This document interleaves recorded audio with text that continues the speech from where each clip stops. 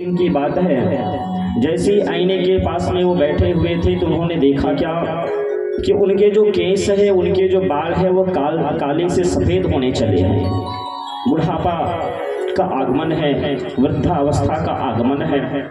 मन ही मन सोचने लग जाते हैं राजा की हे भगवान, मेरा चौथापन आ गया है, बुढ़ापा अवस्था आ गया है। अब तक तो मैं बढ़िया सा राजपाट को संभाल रहा था, लेकिन मेरे जाने के बाद इस राज्य को कौन संभालेगा, मेरी प्रजा का पालन कौन करेगा, यहाँ का शासक कौन होगा।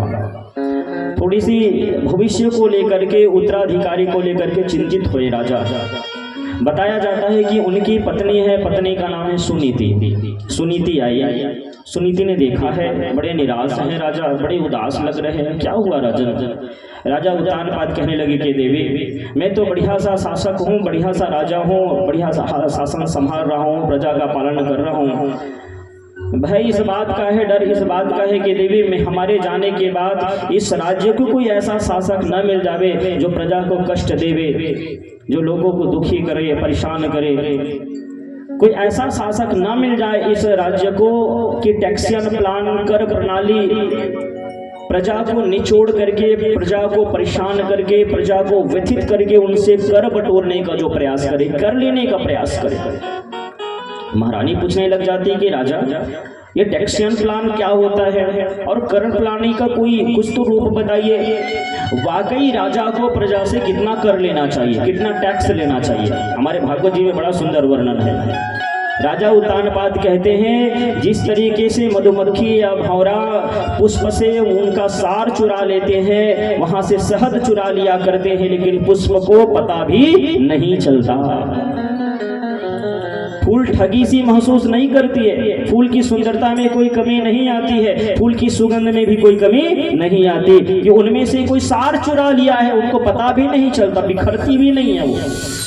ध्यान रहे मेरे प्यारे, जो हमारे पास जो राजा के पद में है ना, जो पद प्रतिष्ठा में बैठे हुए हैं, जो हमारे देश का राजा है ना, उस राजा का भी यही स्वभाव होना चाहिए, प्रजा को व्यथित ना करे, प्रजा को पता भी ना चले और इस तरीके से वह उनसे कर वसूल कर ले, टैक्स ले ले। राजा का ये कर्तव्य होना चाहिए।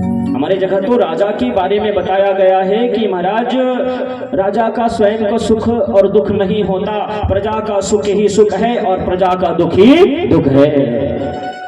राजा का जो जीवन है स्वयं के लिए नहीं होता महाराज, राजा का जो जीवन है वो दूसरों के लिए होता है। स्वयं का ना तो सुख होता है, ना तो स्वयं का कोई दुख होता है। वो अपने लिए नहीं रो सकता और ना ही अपने को सुखी करने के लिए कोई प्रयास कर सकता है। ये राजा को परमात्मा का स्वरूप बताया गया है। जिस तरीके से प्रकृति है, वो प्रकृति का जो रूप है, प्रकृति का जो स्वरूप है, प्रकृति का जो गुण है, वही गुण राजा के अंदर भी दिखाई देना चाहिए। वैसा ही स्वभाव राजा का होना चाहिए। क्या अद्भुत व्याख्या करी है राजा उत्तानपाद ने। महारानी ने कहा तो महाराज आप एक काम करो, क्या दूसरा ब्याह कर लीजिए, दूसरी शादी कर लीजिए ना। अब तो राजा है, क्षत्रिय राजा तो पुराने समय में एक नहीं ना जाने कितनी कितनी स्त्रियों को रखा करते हैं, कितनी कितनी विवाह किया करते हैं। आपको स्वतंत्रता है, आप ब्याह कर लो दूसरा, दूसरी कोई महारानी आएगी, दूसरी कोई पत्नी आएगी, हो सकता है उनके कोख से, उनके गर्भ से आपको कोई संतान की प्राप्ति हो जाए, वहां से आपको बालक मिल जाए और वो उत्तराधिकारी हो यहाँ का, वो यहाँ का राजा हो, वो राजपाट को संभाले। महाराज कहने लगा देवी भरोसा ही क्या है, हो सकता है हमारे भाग्य में संतान का सुख ही ना लिखा हो, आपके कोख से हमें पुत्र की प्राप्ति ना हो रहे हो सकता है दूसरा हमने विवाह किया, उनसे भी हमको अगर कोई संतान ना मिले तो हम तो धर्म संकट में फंस जाएंगे ना। महारानी ने कहा महाराज भविष्य की चिंता मत करिए, आप ईश्वर की जो इच्छा है वही होगा। उत्तराधिकारी के बारे में सोचिए, अपना स्वार्थ त्यागिए, परमार्थ के बारे में विचार करिए, दूसरों के लिए आप जी करके देखिए। महाराज जो था वो तैयार तो हो गया और फिर वो कहने लग जाती है कि देवी मेरा मन आज ना सभा में जाने का नहीं कर रहा है, मेरा मन थोड़ा अनमना है, मेरा मन आज उखड़ सा गया है। स्वागत है आपका भैया, इतना दूर यहाँ तक। बोले भक्त भगवान की जय। ये हमारे उतई एरिया से हैं और काफ़ी हमसे जुड़े हुए हैं, इतना दूर छुट्टी उट्टी लेके आए हैं। अच्छा कितने दिन का? अच्छा, बोली भक्त भगवान की ऐसी कोई कथाएं नहीं, किसी भी कोने में रहे भैया पहुंचता ही है। और फ़ोन से बात हुई थी तो बोले भी थे आप उस एरिया में जाओ तो बता के जाना कौन से डेट में है। बोले भक्त भगवान की जय। हमारे रुकई नगर में इन भैयाओं के द्वारा शुभ संकल्प से लगभग 9-10 बार हमने कथाएं करी है वहाँ।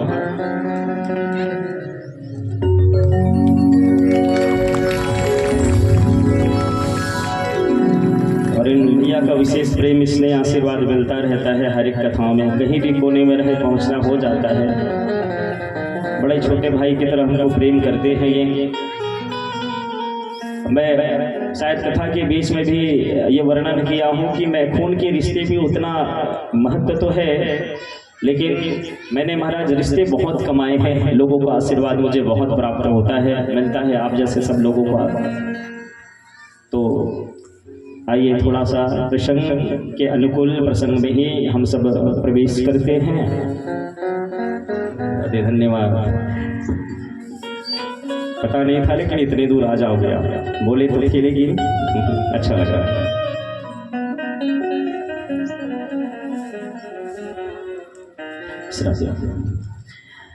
बोली सच्चिदानंद भगवान की जय। तो महाराज वर्णन यह है कि राजा उत्तानपाद का जब मन उखड़ गया था, मन व्यथित जब हो गया था, तो महारानी ने कहा मन नहीं लग रहा है किसी काम में, आप एक काम करिए, तीर्थाटन कर लीजिए। बड़े भाव के साथ सुनना, मन अगर नमना है, आपका मन उखड़ गया है, किसी भी काम में अगर दिल नहीं कर रहा है, मन नहीं लग रहा है, तो क्या करना चाहिए? तीर्थ में चले जाइए। कभी कभी होता है ना हम लोगों का भी, कैसे भोजन करने का मन नहीं करता, कि कोई काम करने का मन नहीं करता, अकेला लिव में अलोन प्लीज लोग बोल देते हैं, हमें अकेला रहना है ना, हम अकेले रहना चाहते हैं, हमें अकेला छोड़ दो, कुछ काम वाम करने का मन नहीं कर रहा है। तो क्या करना चाहिए ऐसे समय में? तीर्थ में जाना चाहिए, किसी मंदिर की तरफ घूम करके आ जाइए आप। मंदिर वगैरह तीर्थ में जाने का मन नहीं कर रहा है तो क्या करना चाहिए? दूसरा ऑप्शन है नाच कूद दिखाइए, नाच कूद दिखाइए, प्रकृति से थोड़ा जुड़ जाइए, झील झरोखे तालाब नदी किनारे टहलने चले जाइए। मन जो अनमना है फिर से उसमें ऊर्जा आ जाएगा, फिर स्ट्रांग हो जाएंगे आप, ऊर्जा से भर जाएंगे आप। दो का मन नहीं कर रहा है तो क्या करना चाहिए? तीसरा और ऑप्शन है, केवल 3 ही ऑप्शन है मन अनमना है उनको अच्छे बनाने के लिए। तीसरा ऑप्शन क्या? तीसरा ऑप्शन है गौ माता का पूंछ पकड़ लीजिए। गौ की कथा में बताया गया है, अब शास्त्रों में भी इनका वर्णन है। गौ माता के देह में सबसे ज्यादा अगर सकारात्मकता होता है, पॉजिटिविटी होती है, वो गौ माता के पूंछ में होता है। कभी भी अगर मन अनमना होता है आपका, कुछ और इधर उधर की हरकतें ना करना, इधर उधर के कोई और उटपटांग उपाय मत करना, गौ माता का पूंछ पकड़ लेना बड़े भाव के साथ, श्रद्धा के साथ। गौ माता के देह में अपना हाथ को फेर करके देखिए, नेगेटिविटी जो है वो पॉजिटिविटी में परिवर्तित हो जाएगी। बहुत ऊर्जा मिलता है गौ के देह से, और इस बात को विज्ञान भी मानता है महाराज, विज्ञान से भी सर्टिफाइड है।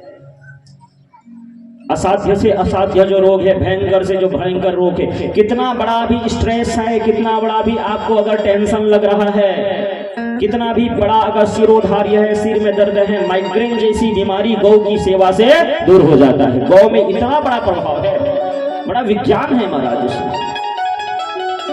आप ट्राई करके देखना, प्रयास करके तो देखिए। तो राजा उत्तानपाद को ये उपाय अच्छा लगा, तीर्थाटन करने का मन बन गया उनका। तीर्थाटन या पर्यटक स्थल में जाने का मन बन गया। महल से बाहर निकलता है राजा, रथ में सवार होकर के नगर के बाहर चलते जा रहा है, चलते जा रहा है, चलते जा रहे हैं। अचानक क्या देखा? दोपहरी का समय है, सामने से एक नौ यौवना कन्या, बड़ी सुंदर सी 16 वर्षीय कन्या, अद्भुत सुंदर है, खूब श्रृंगार करी है।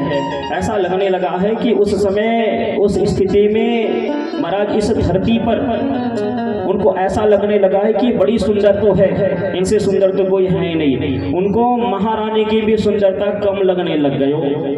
उनकी सुंदरता को देख करके वो आकर्षित हो गया, रस से उतर गया, दौड़ करके गए हैं। कहे देवी अपना परिचय बता, आप कौन हैं? बताने लगे मेरा नाम सुरुचि है महाराज। कहाँ की रहने वाली है? कौन आपके माता पिता है? आपका ब्याह हो गया है? देवी ने कहा नहीं नहीं महाराज, हमारा ब्याह तो नहीं हुआ है, विवाह करने के लिए ही हम गुणवान सा सुंदर सा कोई लड़का ढूंढ रहे हैं, कोई बढ़िया सा संस्कारी मिल जाए तो उन्हीं को अपने पति रूप में स्वीकार कर लेंगे। महाराज को देख करके मोहित हो ही गया था। महाराज ने कहा देवी क्या आप मेरे साथ ब्याह करेंगी?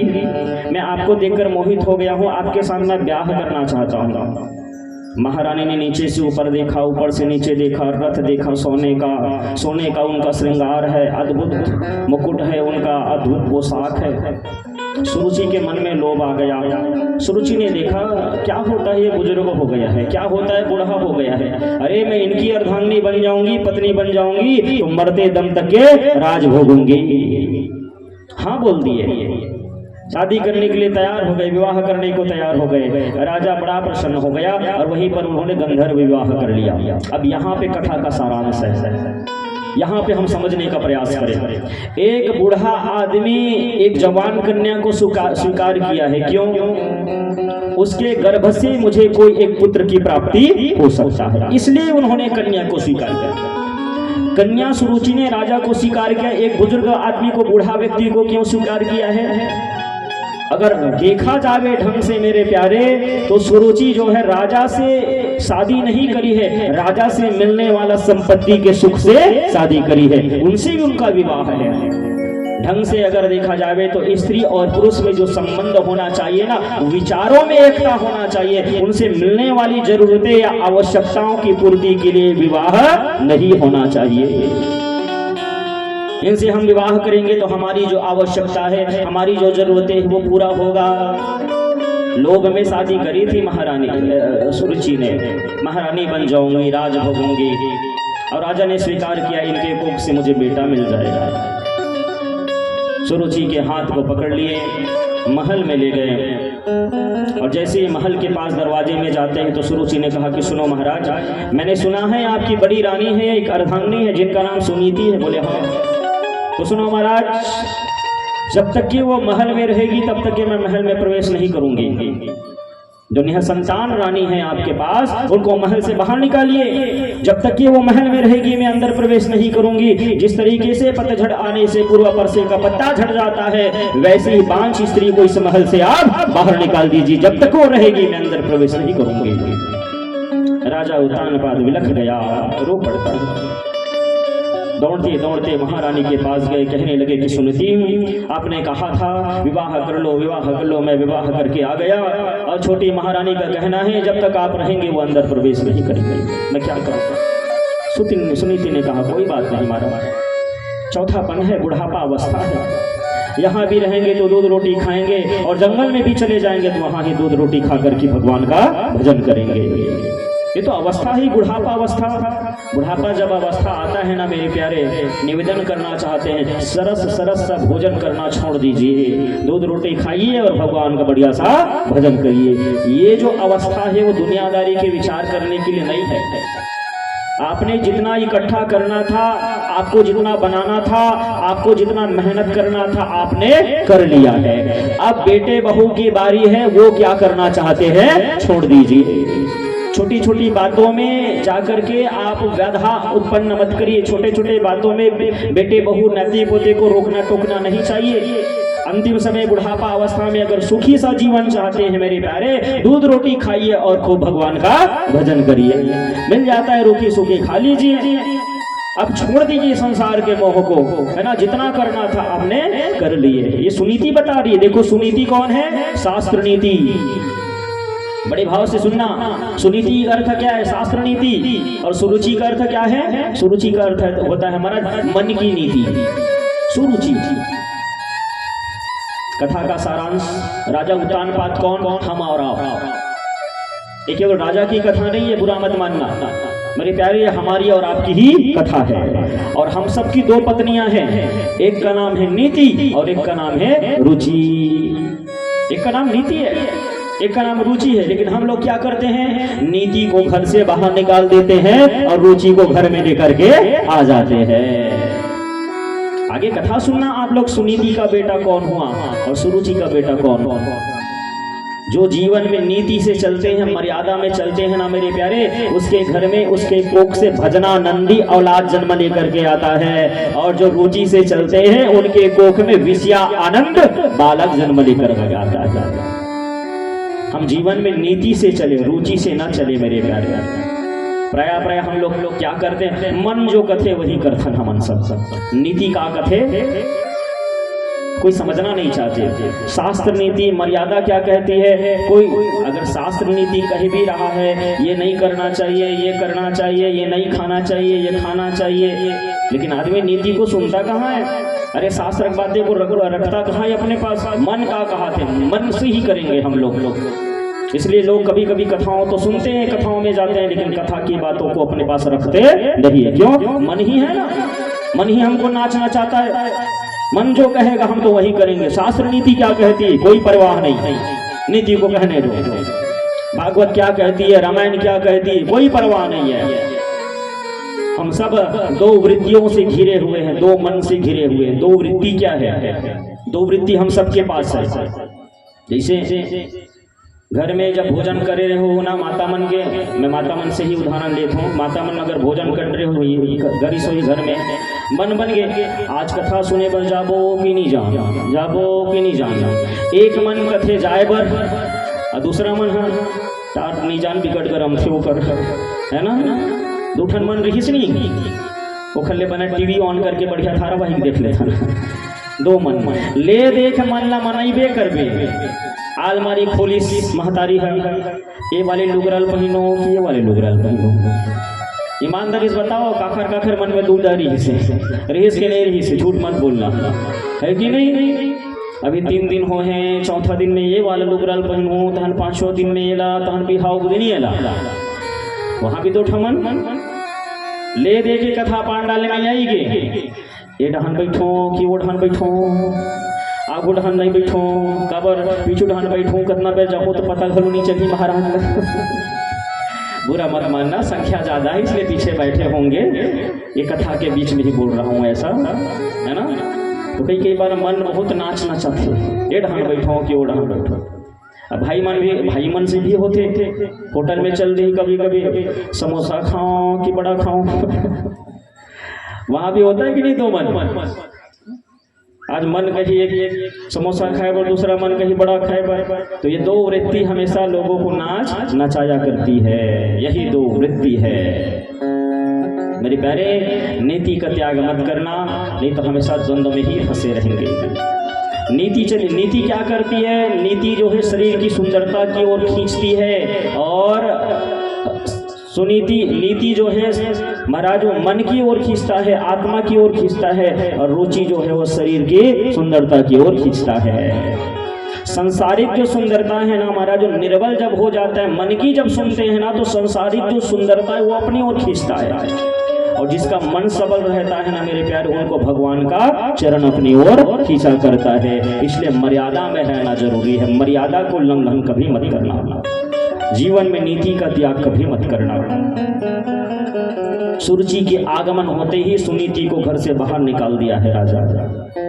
कानपुर इनका राजधानी है। कानपुर के बाहर एक नदी का किनारा है, बड़ा सुंदर सा कमरा, सुंदर सा आश्रम बनाकर, एक कुटिया बनाकर के सुनीति रहने लगी। समय बीतने लगे।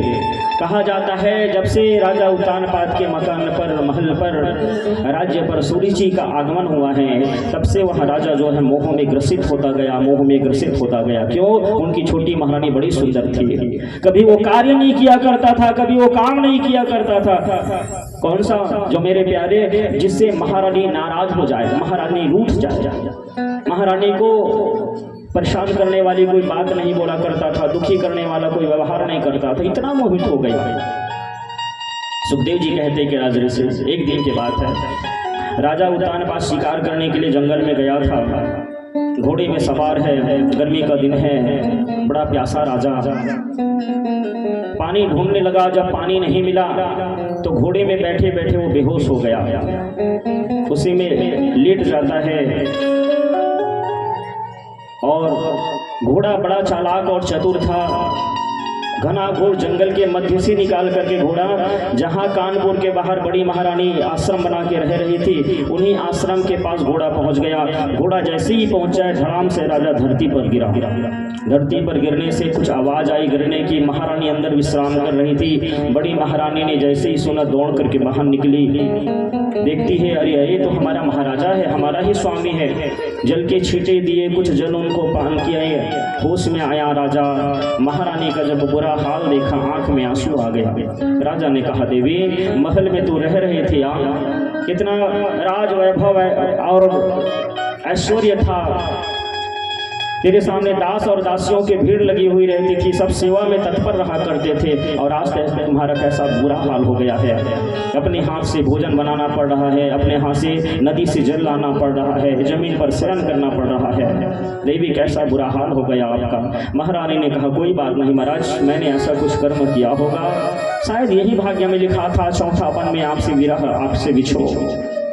मैं तो बड़ा संतुष्ट हूँ कि मैं घर परिवार से अलग हूँ, राजपाट के वैभव और ऐश्वर्य से और उस आलस्यता से अलग होकर के यहाँ पे मैं भजन कर रही हूँ महाराज, मैं दुखी नहीं हूँ। महारानी से वार्तालाप करके महाराज जब जाने लगे तो महारानी यहाँ पाँव पकड़ लेती, कहने लगे, महाराज सुनो ना, बड़े लंबे समय के साथ के बाद आपसे भेंट हुई है, ऐसा करो ना, आज की रात्रि ठहर जाओ। रात्रि में राजा रुक गए। कहते हैं कि पति और पत्नी का विचार बड़ा पवित्र हुआ।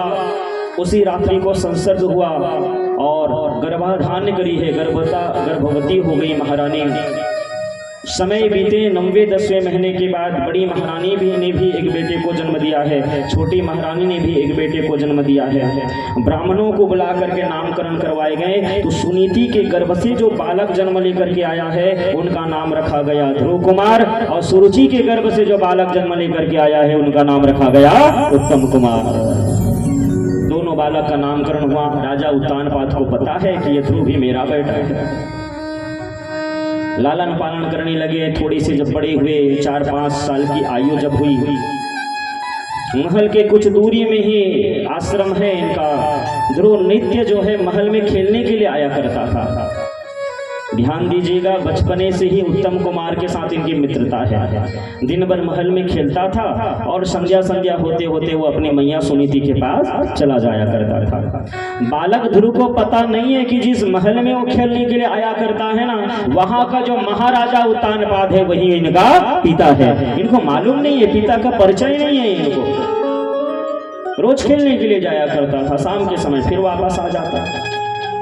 एक दिन की बात है, महल से बाहर जैसे ही ध्रुव जा रहा था ना, तो एक दासी थी जो काम करने के लिए आया करती थी महल में। दासी ने आवाज दिया, अरे लला रुको तो। ध्रुव ने कहा, अरे मैया। बोले, कहाँ जा रहा है? बोले, मैं अपना घर जा रहा हूँ। क्या ये तेरा घर नहीं है? ध्रुव ने कहा, नहीं, ये मेरा घर कहाँ हो सकता है, ये तो महाराजा उत्तानपाद जी का घर है, मेरे मित्र उत्तम कुमार राजकुमार जी का घर है, ये मेरा घर कहाँ हो सकता है? बोले, यही तो तेरा भवन है, यही तो तेरा घर है। अरे उत्तम, बता तेरी मैया का नाम क्या है? अरे ध्रुव। तो ध्रुव ने कहा, मेरी मैया का नाम तो सुनीति है, और पिता का नाम? बोले, आज तक से मैंने पिता का तो नाम ही नहीं जाना, मेरे मैया ने कभी परिचय ही नहीं करवाया कि मेरा पिता कौन है। तो दासी समझाने लग जाती है, बताने लग जाती है कि सुन, जिस राज्य में तू रहा करता है ना, यही का राजा उत्तानपाद ही तेरा पिता लगता है, ये तेरा संबंध है इस महल से। उत्तम कुमार कोई तेरा मित्र नहीं है, वो तेरा सगा भाई लगता है, वो भाई है तेरा। एक पिता है, 2 माँ है। तू बड़ी महारानी का बेटा है, और तेरी छोटी मैया सुरुचि है, उनका पुत्र उत्तम कुमार है।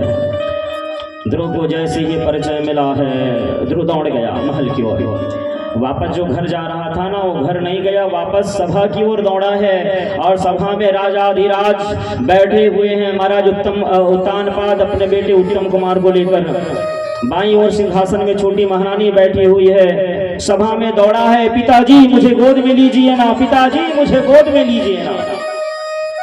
राजा उत्तानपाद बड़ा प्रसन्न होकर के खड़ा हो गया। अहो भाग्य है, आज मेरा बेटा मुझे पहचान गया, किसी ने परिचय करवा दिया, मेरा बेटा ध्रुव आ रहा है, बाह फैला दिए हैं, मेरे बेटे को मैं अंक में भर लूंगा, गले से लगा लूंगा।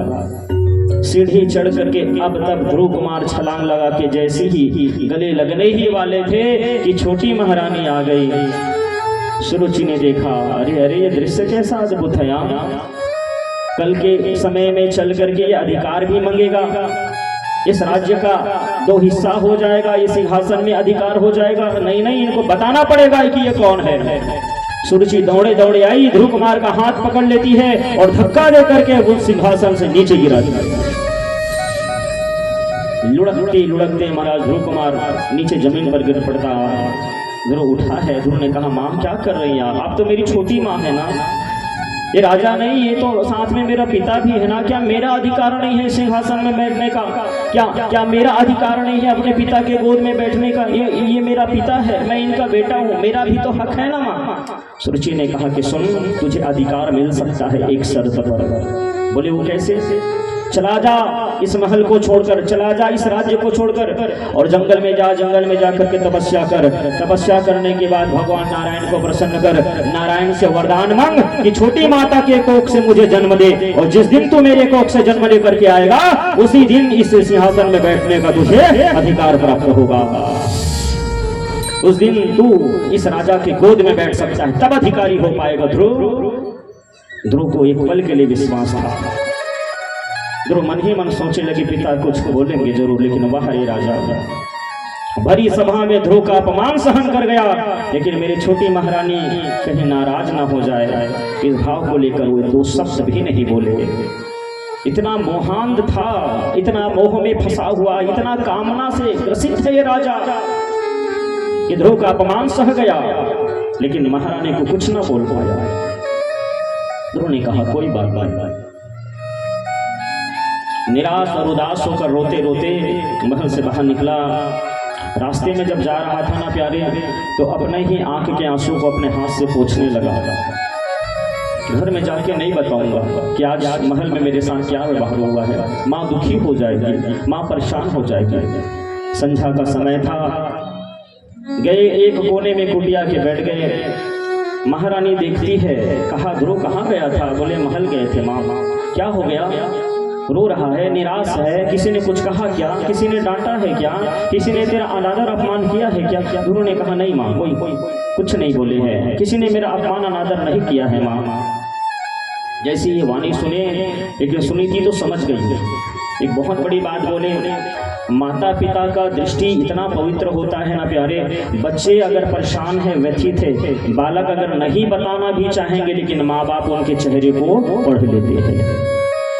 माता पिता चेहरे को देख करके भांप लेते हैं, समझ जाते हैं कि मेरा बच्चा परेशान है, व्यथित है, कोई बात चुभ रहा है, इनको कोई शब्द इनके अंदर चल रहे हैं, एक परेशानी क्यों है? सुनीति मैया ने पूछा है, क्या हुआ, सही बताएगा? ध्रुव ने कहा, माँ ये बताइए, क्या मेरा पिता नहीं है? बोले पिता है ना। बोले कौन है मेरे पिता? बोले जिस राज्य में तो खेलने के लिए जाया करता है, जिस महल में तो खेलने के लिए जाया करता है ना, वहीं का राजा उत्तानपादी तेरा पिता है। ये राजा ही तेरा पिता है। तो माँ क्या मुझे अधिकार नहीं है उसके गोद में बैठने का? क्या मुझे अधिकार नहीं है उस महल में? क्या मुझे अधिकार नहीं है उस सिंहासन में? मेरा पिता है तो मैं उनका पुत्र हूँ, मेरा भी तो हक बनता है। जो अधिकार उत्तम कुमार का है वही अधिकार मेरा है माँ। बड़े भाव के साथ सुनना। माता सुनीति का आत्मा कांप गया। माँ सुनीति सोचने लग जाती कि अरे 5 साल के बालक के अंदर इतने बड़ा विद्वेष, इतना बड़ा द्वेष की भावना, ये अच्छा नहीं है। माँ सुनीति चाहती है मेरे बच्चे को संपत्ति मिले या ना मिले, लेकिन संस्कार जरूर मिलना चाहिए। ध्यान देना मेरे प्यारे, वही इस धरती में माता पिता कहलाने का अधिकारी है जो माता पिता अपने बच्चों को संस्कार दिया करते हैं। बच्चे उत्पन्न करके छोड़ देना ये तो महाराज जानवर भी कर लेते हैं, लेकिन वो माता पिता अधिकारी है जो अपने बच्चों में संस्कार का बीज डालते हैं। ये 3 माता मुझे बहुत प्रिय लगती है। कौन कौन? ये भागवत जी के सुनीति माता, राम के कथा के सुमित्रा माता, और एक है मदालसा माता। ये तीनों माता क्यों अद्भुत है? क्योंकि तीनों माता चाहती है मेरे बच्चे को महाराज पैसे मिले या ना मिले, धन मिले या ना मिले, लेकिन संस्कार जरूर मिलना चाहिए।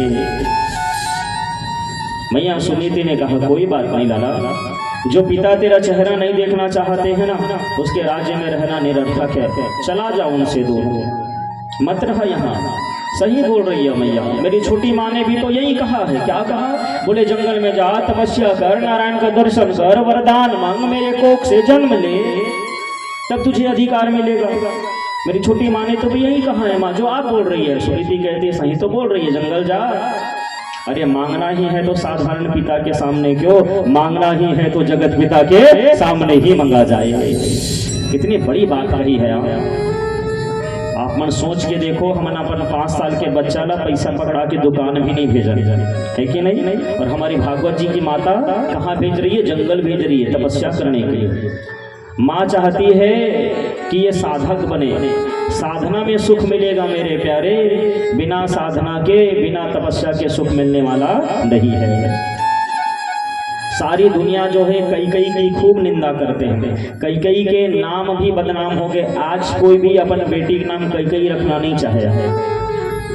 सच बताएं, आज घर घर में अगर राम की पूजा होती है ना, राम तो थे लेकिन राजा राम बनाने वाले कोई है तो वह है माँ कई। इसलिए राम जी जब वनवास से वापस आए ना, तो अपने मैया कौशल्या के पास नहीं गए हैं। जब राम जी वनवास से वापस आते हैं तो सबसे पहले मैया कई के पास गए हैं। कई को जाके प्रणाम करी है राम ने, और राम ने कहा कि माँ अगर मैं यहीं पे राजकुमार बन करके राजा बन करके रह जाता तो केवल अयोध्या का राजा ही बनता, और आज तूने वनवास दे करके मुझे जन जन का राजा राम बना दिए हो। आज पूरे जन जन के घर घर तक गांव गांव का आपने मुझे राजा बना दिया माँ। जंगल से लेकर के इस शहर तक के, मुझे एक अंतिम व्यक्ति से लेकर के प्रधान व्यक्ति तक सब मेरे परिचय में है माँ। सबने मुझे पहचान लिया, आपने मुझे भगवान राम बना दिया। दशरथ जी जब जैसे ही उनको राज्याभिषेक करने वाले थे तो कई थोड़ा सा व्यथित हो गई। कई ने कहा अरे अरे राजा दशरथ है, ये राजा है, एकाएक कैसे राम जी को राजा बना सकते हैं। जब तक कि उनको तपस्या की अग्नि में झोंका नहीं जाएगा तब तक के राम में निखार आने वाला नहीं है। पहले तपस्या की अग्नि में झोंकना पड़ेगा, पहले कष्ट देना पड़ेगा। शायद कथा के मध्य भी हमने निवेदन किया हुआ था, बच्चों को भी मेरा आसानी से घर का चाबी सौंपना नहीं चाहिए। पहले मेहनत करवाइए उनको, पहले तपस्या अग्नि में झोंकिए, उनको बढ़िया सा उत्तराधिकारी बनाइए, लायक बनाइए। लायक जब दिख जाए आपको तब माता पिता को घर का बागडोर उनके हाथ में सौंपना चाहिए। जो साधना की अग्नि से निकल के आता है ना मेरे प्यारे, उसमें कुछ अलग ही निखार होता है।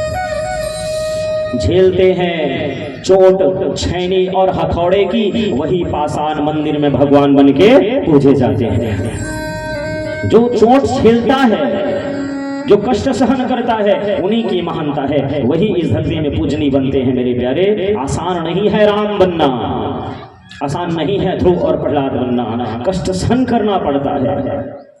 सुविधा में भक्ति नहीं होती महाराज, कष्ट में ही भक्ति होती है। गुरु ने कहा कि माँ जंगल जाना है, बोले हाँ। जंगल क्यों जाना है? तो बताने लगे सबके पिता है वो नारायण है।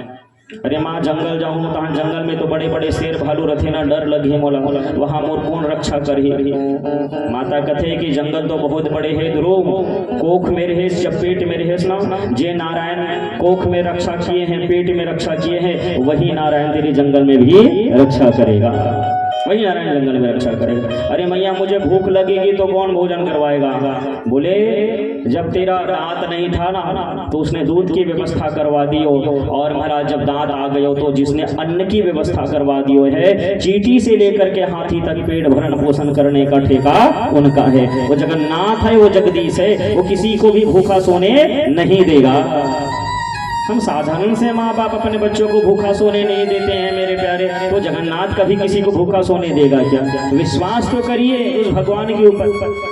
हमसे काम क्यों बिगड़ता है पता है? काम इसीलिए बिगड़ता है क्योंकि हम अपने आप पर बड़ा विश्वास करते हैं। हम सब कुछ कर सकते हैं, हम सब कुछ कर सकते हैं। जिस दिन हम अभिमान से ये बातें सोचने लग जाएंगे और बोलने लग जाएंगे ना मेरे प्यारे, तो भगवान छोड़ देता है। जाओ बड़ा बुद्धिमान है तू, तेरे पास बड़ा दिमाग है, कर ले। इसलिए मैं हमेशा कहा करता हूँ, कोई भी अगर काम भी करते हो ना मेरे प्यारे, तो भगवान का नाम लेकर के प्रारंभ करना और उन्हीं के चरणों में समर्पित कर देना।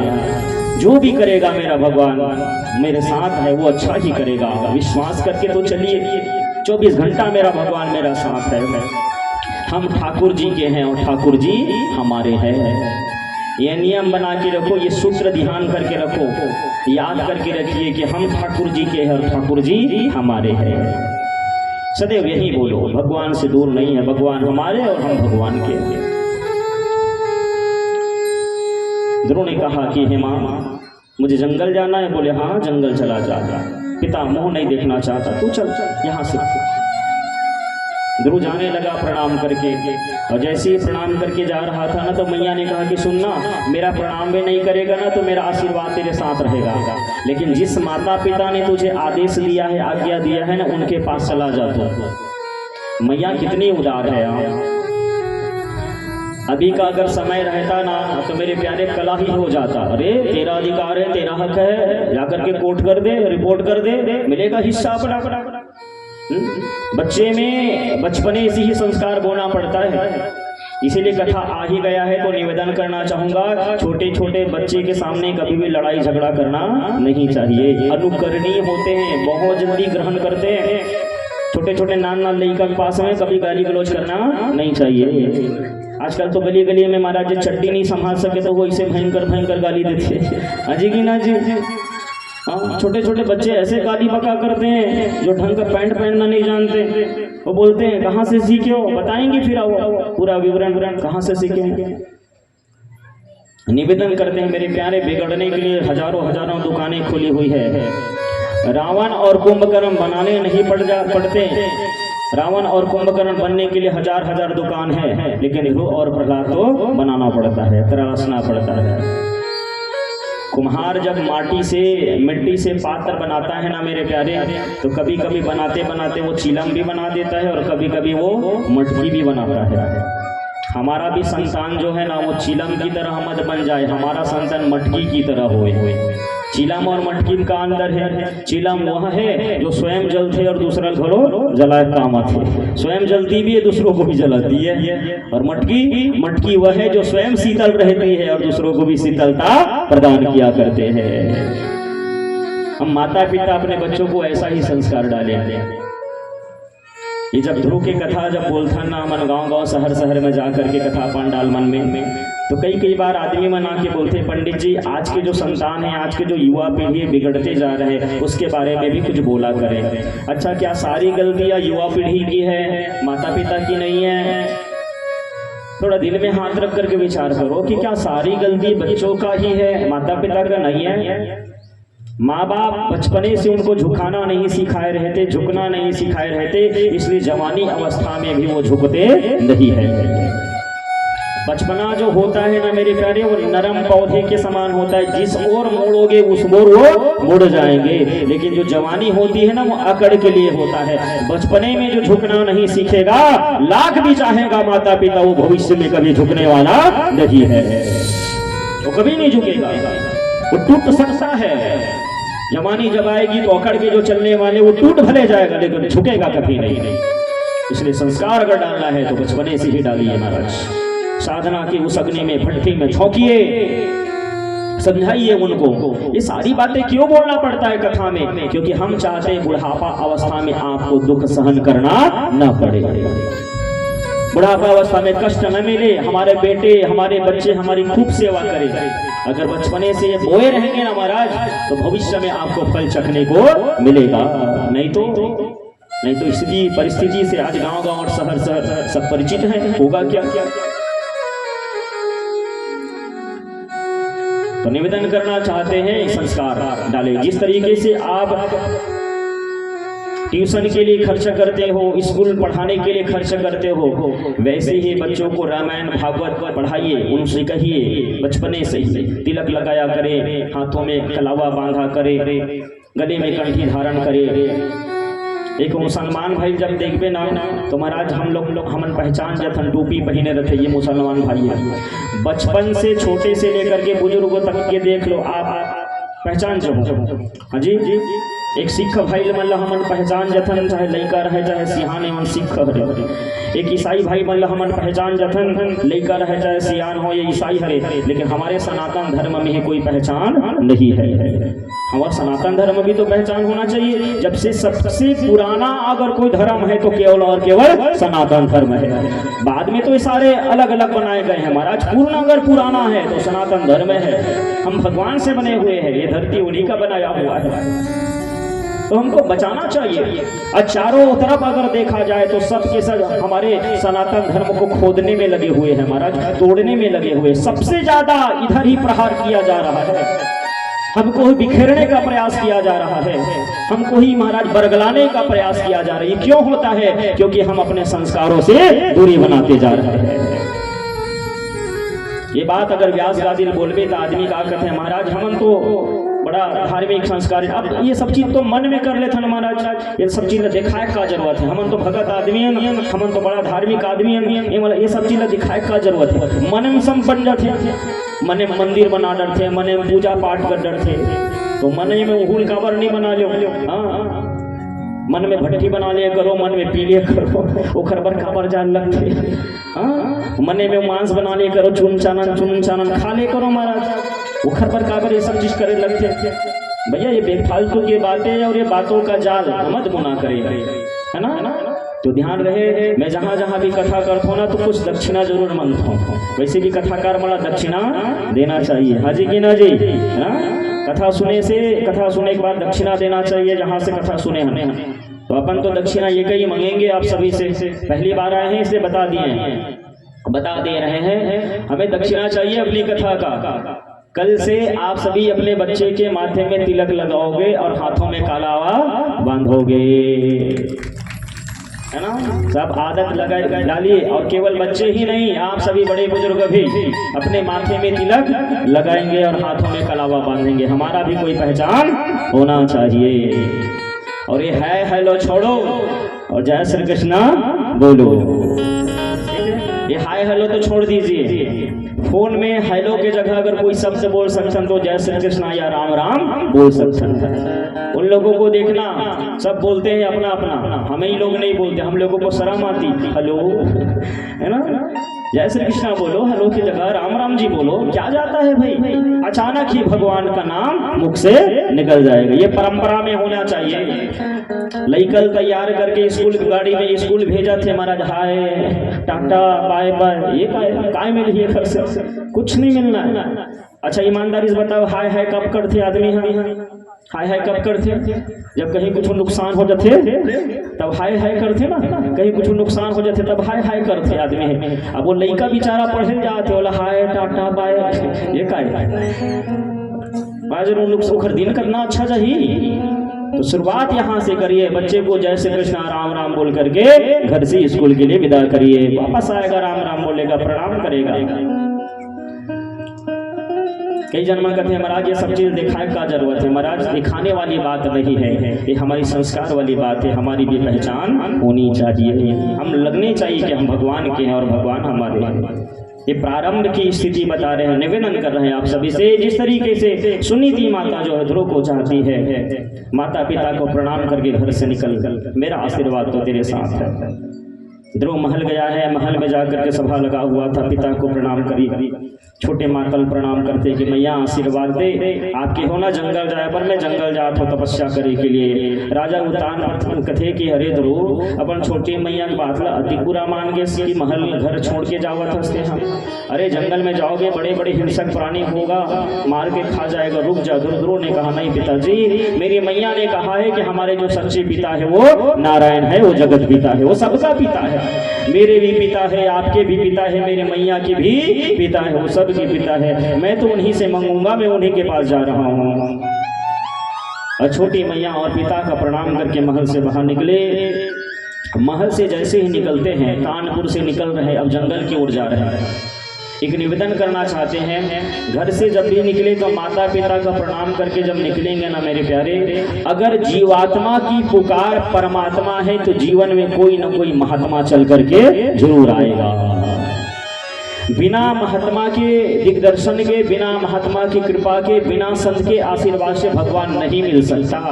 जीवन में गुरु चाहिए। गुरु का अर्थ शरीर से नहीं है, गुरु का अर्थ होता है उपाय, गुरु उपाय। बिना गुरु का भगवान मिलता नहीं है। गुरु का अर्थ क्या? जो अंधकार से प्रकाश की ओर ले चले उसी को गुरु कहा है। जो भवसागर में फंसा हुआ जीव है, उस जीव को भवसागर से पार ले चले उसी को गुरु कहा गया है, वो गुरु होता है। महात्मा की कृपा नहीं होगी। अब मोहि भरोसे हनुमंता, बिनु हरि कृपा मिलहि नहीं संता। आपके जीवन में कोई पहुंचा हुआ संत चल के आ गया, पहुंचा हुआ सदगुरु चल करके आ गया, तो समझ जाइए कहीं ना कहीं उस ईश्वर की, उस नारायण की कृपा आपके ऊपर होना शुरू हो गया है। बिना भगवान की कृपा के संत दर्श नहीं होता। बिना भगवान की कृपा से भगवान के कोई भगत या गुरु का दर्शन नहीं होता। गुरु के आशीर्वाद से ही भगवान मिलता है। माता पिता का आशीर्वाद लेकर के घर से निकलते हैं, जंगल की ओर जब जाने लगे, रोते रोते जब जा रहे थे, ध्रुव को तो पता नहीं है कि भगवान को बुलाया कैसे जाता है। तो ध्रुव ने कहा, अब सौंप दिया इस जीवन को सब भार तुम्हारे हाथों में। अब सौंप दिया इस जीवन को सब भार तुम्हारे हाथों में। अब सौंप दिया इस जीवन को सब भार तुम्हारे हाथों में। अब सौंप दिया इस जीवन का सब भार तुम्हारे हाथों में। अब सौंप दिया इस जीवन का सब भार तुम्हारे हाथों में। है जी तुम्हारे हाथों में और हार तुम्हारे हाथों में। है जीत तुम्हारे हाथों में और हार तुम्हारे हाथों में। अब सौंप दिया इस जीवन का सब भार तुम्हारे हाथों में। अब सौंप दिया इस जीवन का सब भार तुम्हारे हाथों में।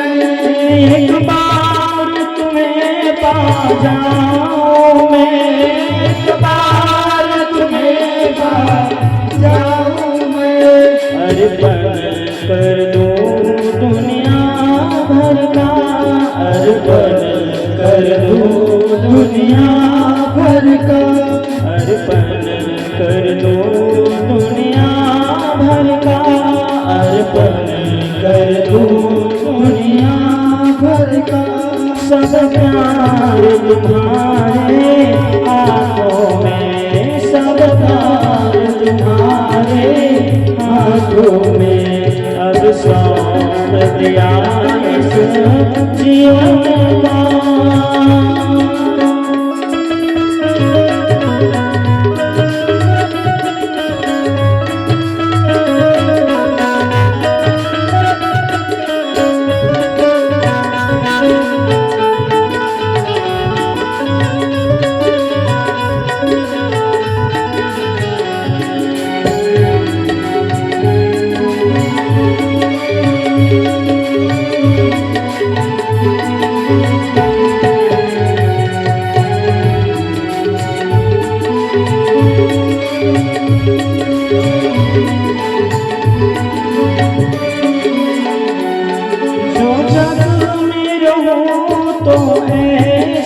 रहूं, जो जगह में रहूं तो ऐसे रहूं, जो जगह में रहूं तो ऐसे रहूं, जो जगह में रहूं तो ऐसे रहूं, जैसे जल में फूल रहे, जैसे कमल का फूल रहे, जैसे कमल का फूल रहे, जैसे कमल का फूल रहे, मेरे सब गुण दोष समर्पित हो, मेरे सर्वगुण समर्पित हो, मेरे गुण दोष समर्पित हो, मेरे गुण दोष समर्पित हो, करतार तुम्हारे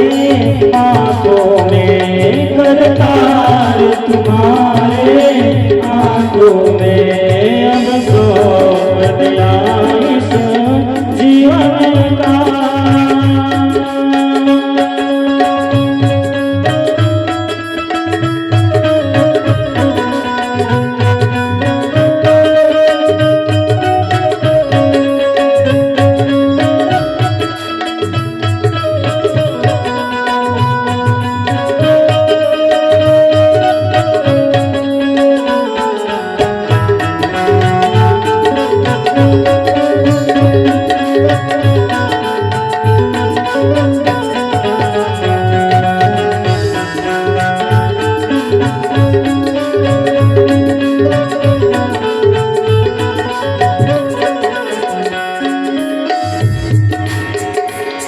यदि मानव का मुझे जन्म मिले, यदि मानव का मुझे जन्म मिले, यदि मानव का मुझे जन्म मिले, यदि मानव का मुझे जन्म मिले, तेरे चरणों का पुजारी बनूं, तेरे चरणों का पुजारी बनूं, तेरे चरणों का पुजारी बनूं, तेरे चरणों का पुजारी बनूं, एक पूजा एक रग रग का, एक पूजा एक रग रग का, एक पूजा एक रग रग का, एक पूजा एक रग का,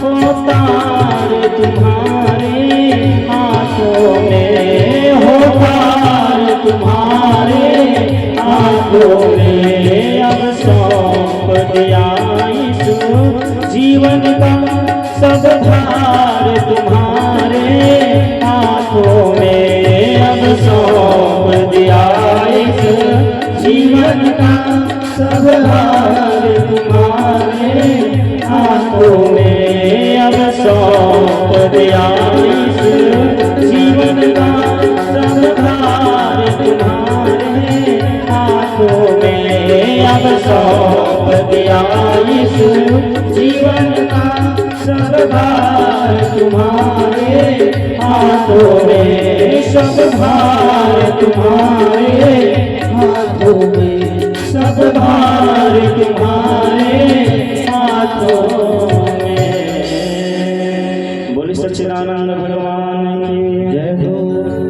तो महाराज ध्रुव को ये पता तो है नहीं कि किस तरीके से भगवान को पुकारा जाता है, न तो कोई मंत्र का ज्ञान है, न तो मुद्रा का ज्ञान है। ध्रुव निकला माता पिता का आशीर्वाद लेकर और घनाघोर जंगल में जैसे ही उनका पहुंचना हुआ, इधर उधर ढूंढ रहे हैं भगवान को। माँ ने कहा है कि भगवान जंगल में मिलेंगे, तो कहते हैं कि दोपहरी का समय बीतने को है, अचानक देवर्षि नारद बाबा का आगमन हो गया। नारद जी वह पात्र है मेरे प्यारे, इनको पता रहता है कि कहाँ मेरी जरूरत पड़ने को है। नारद जी कोई मजाकिया पात्र नहीं है ना? हमारे शास्त्रों में तो नारद जी का बड़ा सम्मान है। भोले बाबा नारद बाबा को तात कह करके संबोधित किया जाता करते हैं। भगवान नारायण की सभा में नारद जी का एक औदा है, एक अलग ही स्थान है, मुख्य स्थान है। लेकिन आज प्राय गांव और शहर में देखना, नारद जी के पात्र को एकदम मजाकिया पात्र बना लेते हैं। जैसे ब्रह्मदेव के पात्र है ना, पितामह ब्रह्मा, कोई मजाक का पात्र है।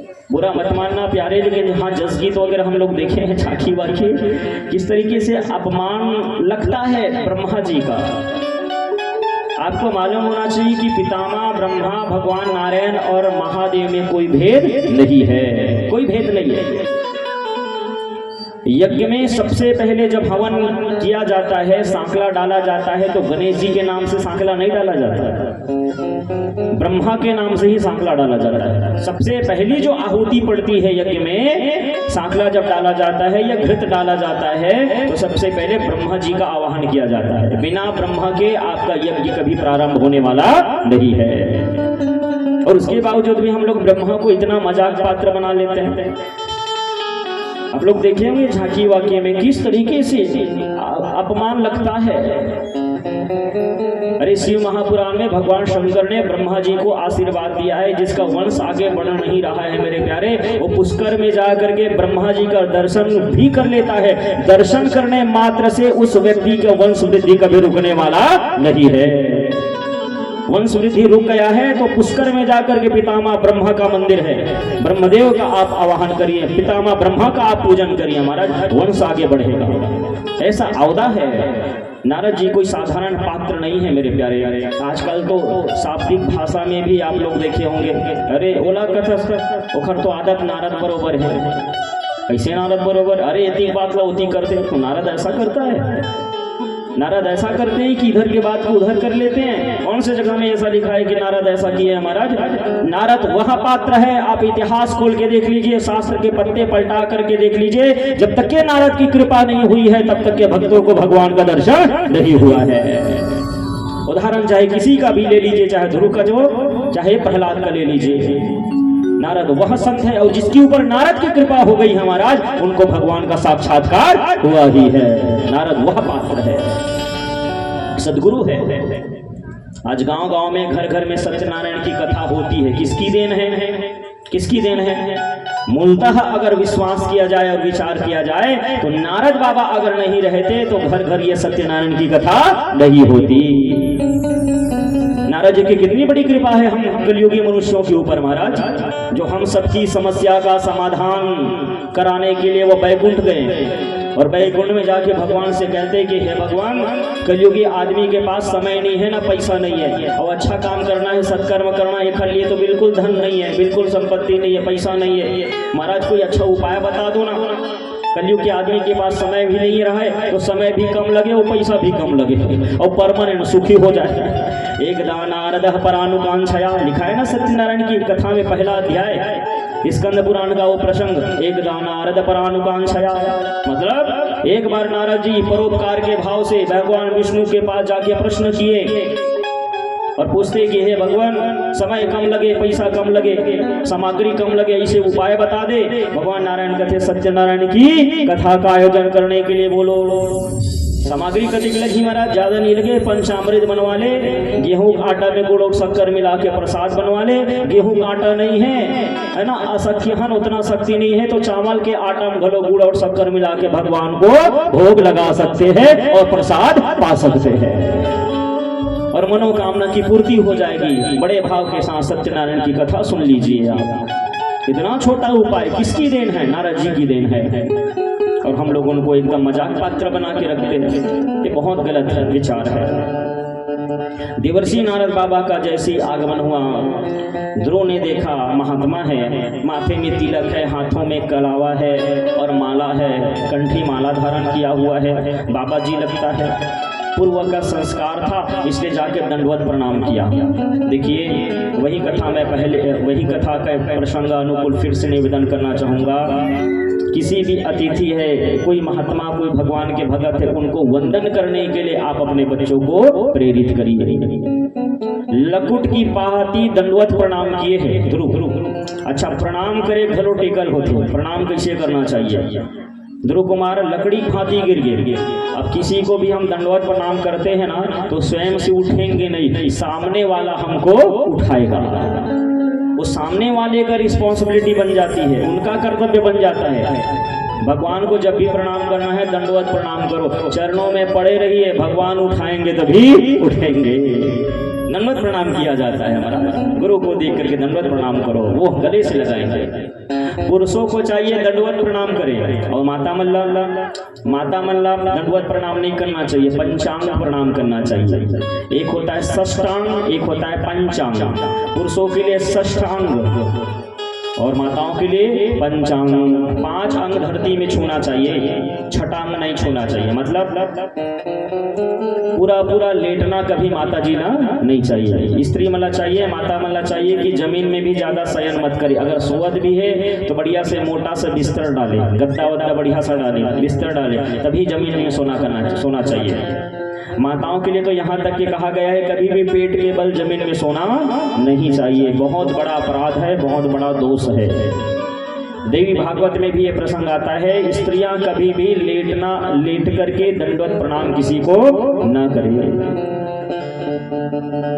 कथा आ ही गए तो निवेदन करना चाहता हूँ, नवरात्रि के दिन में जब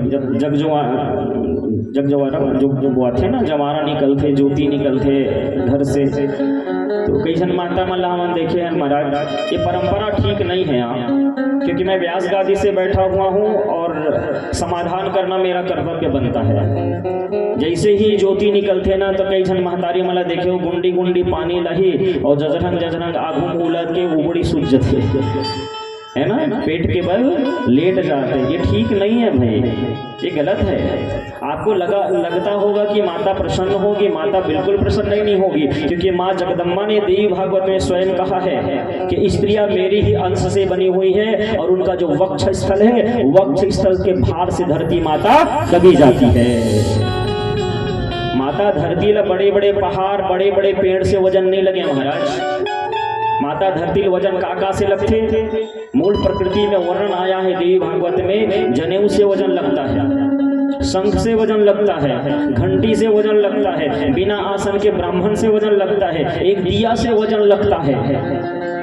ओके सती कहे दिया ला डायरेक्ट जमीन में रखना नहीं चाहिए, जलती हुई दीपक कभी भी जमीन में ना रखे।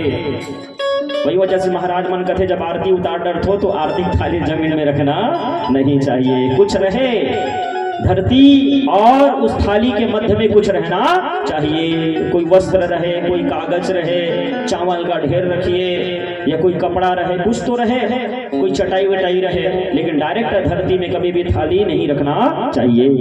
दिया डायरेक्ट धरती में नहीं रखा जाता, चावल के ढेर बना के रखिए, ऊपर में धान का ढेर, गेहूं का ढेर, कुछ तो बना के रखो। धरती माता उस ज्वलन को सहन नहीं कर पाती। जनेऊ कभी भी धरती में डायरेक्ट नहीं रखना चाहिए। घंटी, शंख, ब्राह्मण को कभी भी बिना आसन के धरती में बैठना नहीं चाहिए, बहुत बड़ा दोष है। वैसे ही माताओं के लिए बताया गया है कि माताओं को कभी भी लेट के प्रणाम नहीं करना चाहिए। हमारे शास्त्र में तो यहाँ तक के कहा गया है पति को छोड़ करके किसी भी अन्य पुरुष को डायरेक्ट चरण को छू करके प्रणाम करना नहीं चाहिए, क्योंकि हमारी माताएं स्वयं में ही पूजनीय है, माताएं स्वयं में ही महान है। जैसे वर्णन करे हो ना, ऋतु काल के बाद अगर एक स्त्री स्नान कर लेती है, उसके बाद अगर साधारण पानी को भी छू देती है महाराज, वो पानी नहीं रह जाता, वो गंगा जल बन जाता है। ऋतुकालीन के स्नान के पश्चात जो स्त्री एक जगह बैठ गई वो साधारण भूमि नहीं मानी जाती, वो तीर्थ बन जाता है। इतना बड़ा बका, इतना बड़ा लाभ है, इतना बड़ा आशीर्वाद दिया है माँ जगदम्बा ने। तो निवेदन करना चाहते हैं, अब कथा सुन ही लिए हैं, माताएं कभी भी लेट करके यो माँ जगदम्बा का स्वागत न करे।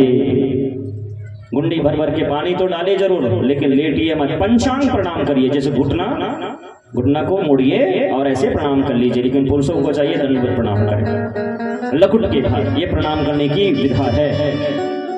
बोले भक्त भगवान की जय। तो जैसे ही ध्रुव कुमार लकुट के पहाड़ गिरे रहा है तो नारद महाराज जो उठा ली गोद में बिठा के कहने लगे, पूछे परिचय, अरे तू कौन है? बेटा तेरा श्रृंगार तेरा कपड़ा से लग रहा है, वस्त्र से लग रहा है कि तू कोई राजकुमार होगा, राजघराने का होगा, बड़ा आदमी के बेटे हो लगता है।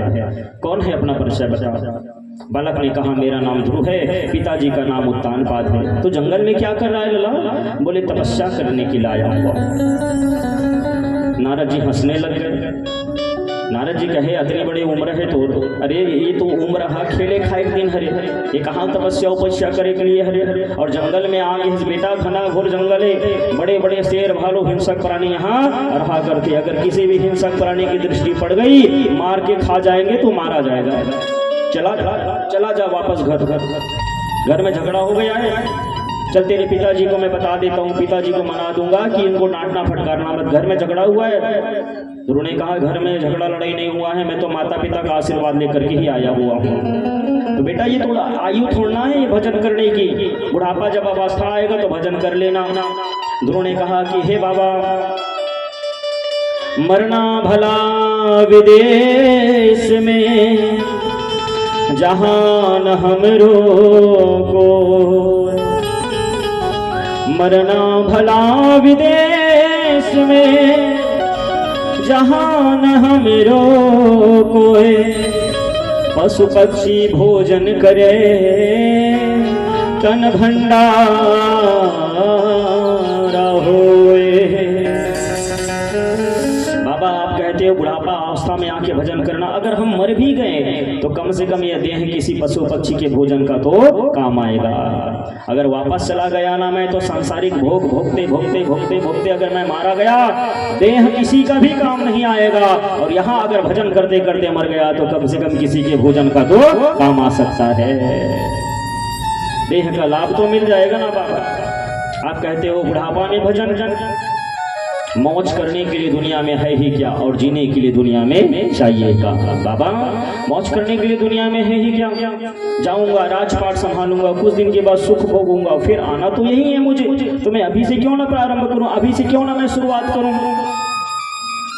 मैं नारायण का दर्शन करने के लिए आया हुआ हूँ बाबा। मेरे मैया ने कहा है मांगना ही है तो उस पिता के सामने जाकर के हाथ फैला।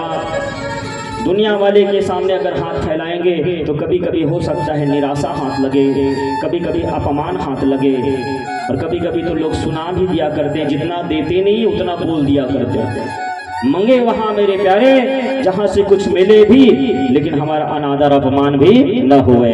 भगवान अगर देगा तो कुछ अनादर या अपमान नहीं बोले करेगा महाराज हमारा, वो देगा तो कृतज्ञ से देगा, कृतज्ञता से नहीं कृतज्ञ होकर देगा, कृपा करके देगा। ध्रुव के जब अटल निश्चय को देखे नारद जी गदगद हो गए। नारद जी ने कहा अच्छा तो नहीं जाएगा वापस? बोले बिल्कुल नहीं जाऊंगा। तो भगवान को बुलाना कैसे है, देखा है कभी उनको? ध्रुव ने कहा नहीं, उनके बारे में मैंने तो देखा हूँ ना तो उनके बारे में मैंने सुना है, वो कैसे दिखते हैं, कहाँ रहते हैं, कैसे पुकारा जाता है, क्या उनका नाम है, ढंग का हमें कुछ भी पता नहीं है बाबा। तो बोले भाई जिसका तो दर्शन करना चाहता है ना वो आउट ऑफ रीच है, उसको दुराराध्य कहा गया है। दुराराध्य का मतलब असंभव। अरे बालक दुनिया में किसी भी देवी देवता का दर्शन करना आसान है लेकिन भगवान विष्णु का दर्शन करना तो असंभव है। देवता भी बड़ी कठिनाई से पहुंच पाते हैं, ब्रह्मा जी को भी अधिकार नहीं है कि वो बैकुंठ के दरवाजे को पार कर जाए, काल तो बाहर ही रहता है। देवी देवता भी बिना आदेश के अंदर नहीं जाते, वो बैकुंठ वाला नारायण है जिसको पाने के लिए योगी यदि 1 साल को गए, हजार साल तक की तपस्या करते, हजार साल तक के जन्म लेते हैं, मर जाते हैं, फिर भी उनको उस भगवान का दर्शन नहीं हो पाता। जिस भगवान का तू परिचय जानना चाहता है, जिस भगवान का तू दर्शन करने के लिए आया हुआ है। ध्रुव ने कहा बाबा आप जैसा अगर गुरु मिल जावे तो असंभव भी संभव हो सकता है। आप जैसा गुरु मिल जाए और चरणों में गिर पड़ा, आप हमें दीक्षित कर दीजिए, मंत्र दे दीजिए जिस मंत्र के द्वारा हम भगवान को बुला लाए। अच्छा अगर काम करना है ना जीवन में मेरे प्यारे तो तुरंत कर लीजिए, बुरा काम करने के लिए समय निकालिए। ध्रुव और रावण में क्या अंतर है? ध्रुव ने जैसे ही नारद जी से सुना कि वो बिना मंत्र के नहीं आते, बिना पुकार के नहीं आते, तो तत्क्षण चरण में गिर पड़ा, कहे आपसे ही हमको मंत्र मिल जाए, आप हमारे गुरु बन जाइए। ध्रुव में यह स्वभाव है और रावण रावण एक बार सिंहासन में बैठा हुआ था, मनी मन सोच रहा है रावण की स्वर्ग तक की सीढ़ी बना दूंगा, सोने में सुगंध डाल दूंगा, समुद्र का पानी जो खारा है वो मीठा कर दूंगा। अच्छा ईमानदारी से बताएं, राजा रावण ये कर सकता था, है ना? एक घर में नौग्रह पूरा नौकर चाकर है, शनि देवता उल्टा लटका कर रखे है, अग्नि देवता जेखर रसोईया है, पवन देवता झाड़ू लगा थे, तो का स्वर्ग तक सीढ़ी नहीं बना सकत रही से? बिल्कुल बना सकता था रावण, इतना सामर्थ्य तो है उनके पास। चल है दशानन ढोल ही धरणी, राजा रावण चले तो धरती हिल जाए, संभव है सब कुछ। बस सोचते रही से, प्रोजेक्ट तैयार करते रही से, शूर्पणखा आगे झपाए बर नाक कान ला कटा के शूर्पणखा कहते भैया पंचवटी में राजकुमार आहे और नाक कान ला काट किस। रावण कहते ये वाला जो टेंडर है, प्रोजेक्ट है, पोस्टपोन किया जाए, ये बाद में करबो, पहले ये वाले निपटाया जाए। महाराज और शूर्पणखा का बदला लेबर निपटे के चक्कर में खुद ही निपट गए, लेकिन स्वर्ग तक के सीढ़ी न बना पाए। अच्छा सोचे थे रावण स्वर्ग तक सीढ़ी बना दूं, ये अच्छा काम है, लेकिन उसको पोस्टपोन कर दिया और बुरा काम को पहला किया, इसलिए वो इस धरती को भी छोड़ करके चला गया, मारा गया रावण। तो अच्छा काम करे पर बढ़िया सहयोग, बढ़िया सा मुहूर्त, बढ़िया सा लगन मत देखा करो, तुरंत किया करो। बुरा अगर करना है मेरे प्यारे तो खाली मुहूर्त देखे करो। घर बनाना है महाराज, बढ़िया से मुहूर्त बता। अच्छा बढ़िया से मुहूर्त में अगर घर बना ही दानो, घर का भूनी उधरे है ना, घर का भूनी टूटे। बढ़िया से मुहूर्त बता महाराज, ट्रैक्टर लेना है, हाँ बढ़िया से मुहूर्त में ट्रैक्टर ले, डीजल में नहीं चले महाराज, पानी में चलिए। बढ़िया से मुहूर्त अच्छा काम करने के लिए। अच्छा पंडित जी कर जाइए, बढ़िया से मुहूर्त बता महाराज, सत्यनारायण की कथा करवाना है। अरे सत्यनारायण की कथा करे मन बन गए तो का मुहूर्त, जे समय आप अच्छा कर रहे हो वही शुभ योग बन जाता है, वही शुभ योग है। अच्छा करने के लिए कोई योग मुहूर्त की जरूरत नहीं है, तुरंत कर लीजिए, वही शुभ योग है। पड़ोसी से झगड़ा होना है, बढ़िया मुहूर्त बता तो महाराज कभी पूछे गए हो? अभी बुरा काम करे बर कभी मुहूर्त पूछे गया था? कभी नहीं, बोला तुरंत कर डर था। तो अच्छा काम करे बर का मुहूर्त महाराज तुरंत करिए। फलाना गाली गलौज देना है, गाली देना है महाराज, बढ़िया मुहूर्त बताओ, कभी तो नहीं पूछा। बढ़िया का जब भाव आता है तुरंत कर लीजिए आप, उसके लिए मत देखिए, इंतजार मत करिए। तो ध्रुव कुमार ने कुछ ऐसा है किया, तुरंत लकुट के भांति गिर गए। दीक्षा दीजिए, मंत्र दे दो। और नारद बाबा ने बड़ा दिव्य मंत्र दिया है, मेरे साथ आप सभी बोलेंगे। महामंत्र है ये, मंत्र नहीं है, मंत्रों का राजा है। कहते हैं कि इस धरती पर और पूरे शास्त्र में इस महामंत्र से बढ़कर कोई मंत्र नहीं है, सारा मंत्र यहीं से प्रकट हुआ है, जो नारद जी ने ध्रुव कुमार को बताया है। ओम नमो भगवते वासुदेवाय। ये 12 अक्षर का मंत्र है, 12 अक्षरों वाला महामंत्र है, मंत्रों का राजा बताया है इसको, महामंत्र है। ये महामंत्र ध्रुव कुमार को मिला। नारद जी ने कहा ये महामंत्र का आपको जप करना है। ध्रुव कथे कतिक बार जप करना है? बोले जप करे काम आपके और गिनती करे काम उखरे। जप करना तुम्हारा काम है और गिनती वो स्वयं कर लेगा। निरंतर जप करना है जब तक कि तुझे भगवान का दर्शन न हो जावे। गुरु मुख के द्वारा जब कोई नाम मिलता है मेरे प्यारे, उस नाम जप का प्रभाव ही कई गुना बढ़ जाता है। नाम वही रहता है, राम का नाम वही रहता है, कृष्ण का नाम, मंत्र वही रहता है, लेकिन गुरु मुख के द्वारा जब कोई नाम मिलता है तो उस मंत्र का प्रभाव ही कई अनंत गुना बढ़ जाता है, अनंत गुना फल मिलता है। लेकिन गुरु मुख से मिलने वाला ये मंत्र का प्रभाव होता है। गुरु मंत्र में बड़ा प्रभाव है। कुछ ऐसे मंत्र है जिन मंत्रों को माइक से नहीं बोलना चाहिए, कुछ ऐसे मंत्र है जिसको माइक से नहीं बोलना चाहिए, लेकिन विनम्रता से आज बात बोलना चाहता हूँ। आज तो भैया माइक में ही मंत्र फूके जा रहे हैं, मंत्र बोले जा रहे हैं, दीक्षा दिए जा रहे हैं। पता है कितना बड़ा अपराध है ये? पता है कितना बड़ा दोष पड़ता है, कितना बड़ा महापाप करवा रहे हैं लोग। क्या मार्केटिंग हो गई है भाई, मंत्र भी बाजार हो गया है अब तो। एक जगह तो हमने सुना था काली ज्वार हमारे गुरुदेव कथा पांडाल में मंत्र दी, आप वो आओ, आपके पड़ोसी धर के आओ, है ना। अब तो मार्केट हो गए, साग भाजी बराबर मंत्र बांटा था महाराज माई में। चेला बनाने की होड़ लग गई है। आप यकीन करना, मेरे जो पूज्य गुरुदेव है जो पुष्कर में है, 6 लाख नागा साधु के गुरुजी है ये, 6 लाख इनके शिष्य तो नागा है, और हमारे जैसे गृहस्थियों का तो कोई लेखा जोखा है ही नहीं। फिर भी हमारे गुरुदेव कभी किसी को माइक में मंत्र नहीं फूकते, कान में ही मंत्र दिया जाता है, कान में दिया जाता है मंत्र। मंत्र प्रभाव तब होगा जब कान में एक विधि के साथ वो मंत्र फूका जाएगा। 8 प्रकार का मंत्र होता है, 8 प्रकार के मंत्र में ही गुरु दीक्षा दिया जाता है। 8वां से 9वां अगर कोई मंत्र मिल रहा है तो उसको गुरु मंत्र नहीं कह सकते।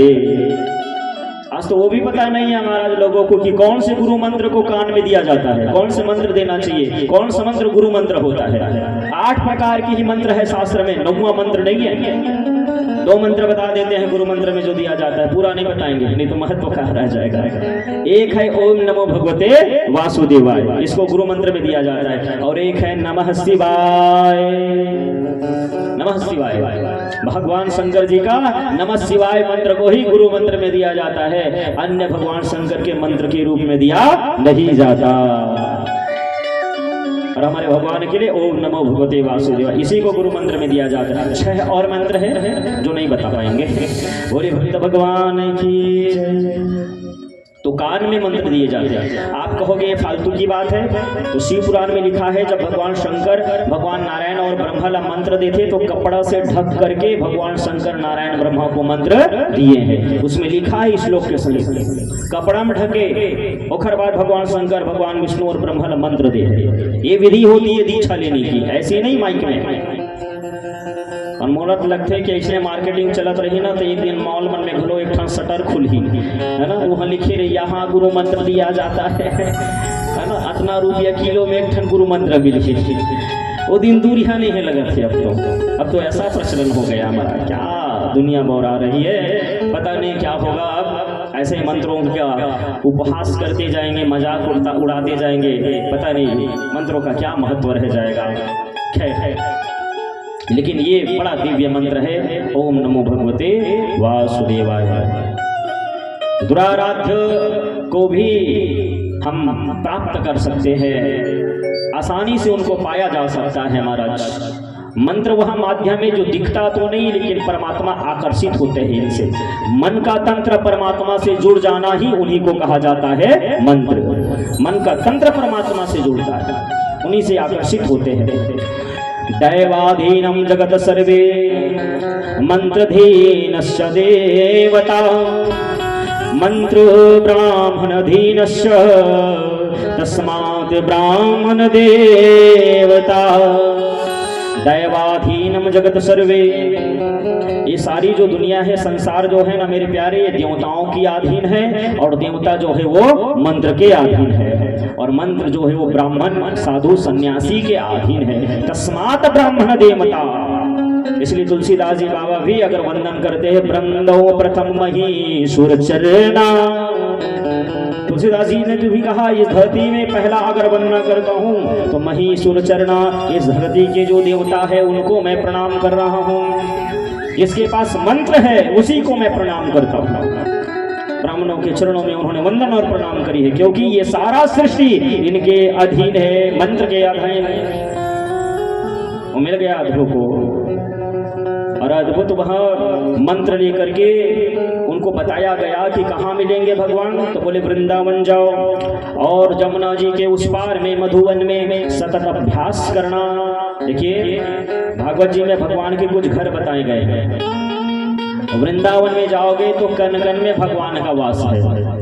नैमिषारण्य क्षेत्र अयोध्या से 50 किलोमीटर दूर जाओगे, सीतापुर जिले में नैमिषारण्य क्षेत्र पड़ता है। वहाँ जितना पेड़ है वो सब भगवान के ही स्वरूप है।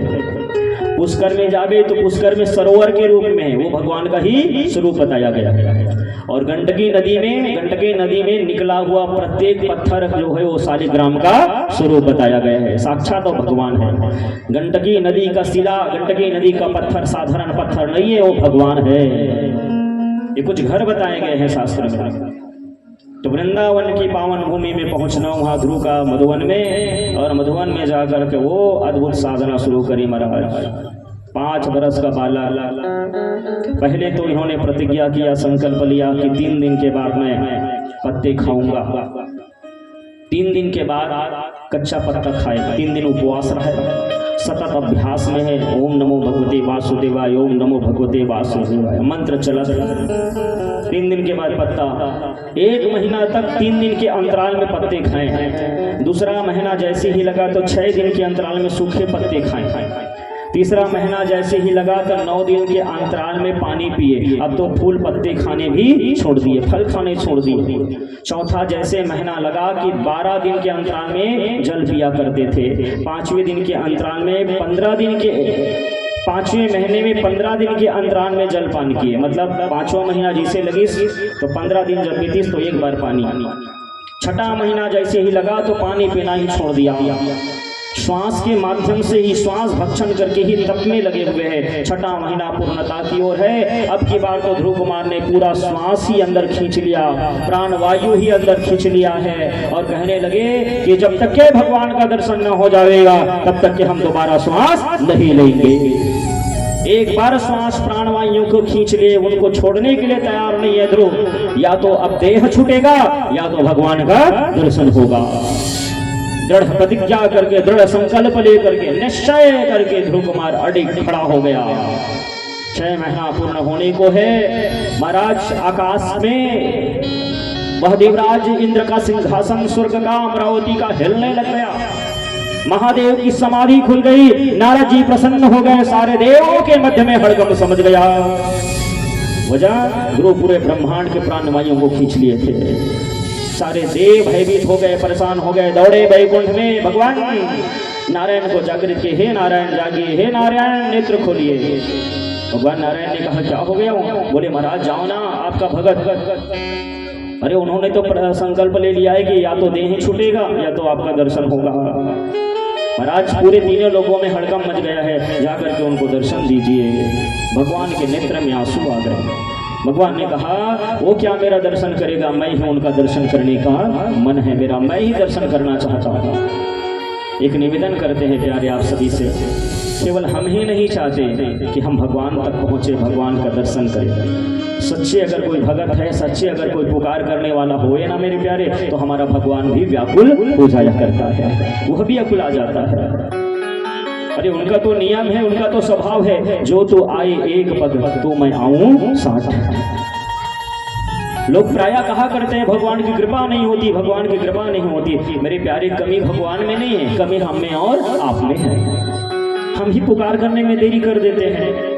ये तो स्वभाव तो देखिए, जो तो आए 1 पग तो मैं आऊं 60। अरे हम ही पुकारने में देरी करते हैं, हम ही चलने में देरी करते हैं। हम 1 पैर बढ़ाएंगे भगवान की ओर तो मेरा भगवान 60 पग आगे होकर के आपको गोद में लेने के लिए तैयार है। वो आपसे ज्यादा व्याकुल है मेरे प्यारे, हम ही भूल कर देते हैं। जीव इसीलिए परेशान होता है, जीव इसीलिए व्यथित होता है कि जीव भगवान से विमुख होता है, जीव भगवान को छोड़ देता है, जीव भगवान को भूल जाता है। परमात्मा स्वयं चाहते हैं अपने भक्तों के पास आने को। सदैव हम भगवान से मांगने के लिए ही ना जाए प्यारे, कभी कभी भगवान से मुलाकात करने के लिए भी जाए।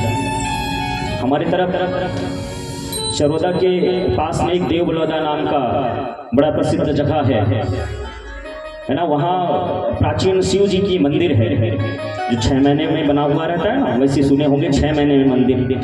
वहाँ बहुत पहले की बात है, लगभग 10-12 साल पहले जब कथा करने के लिए गए थे, छोटी अवस्था थी, तो उस समय 2 सत्र की कथा होती थी, 2 बार कथा, सवेरे 10:30 को फिर 3 बजे।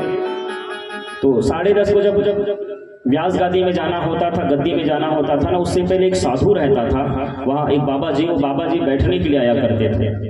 और जैसे ही 10:20 होने को है कि महाराज जो बाबा जी कहा करते थे, पंडित जी हाँ अब आज्ञा दीजिए।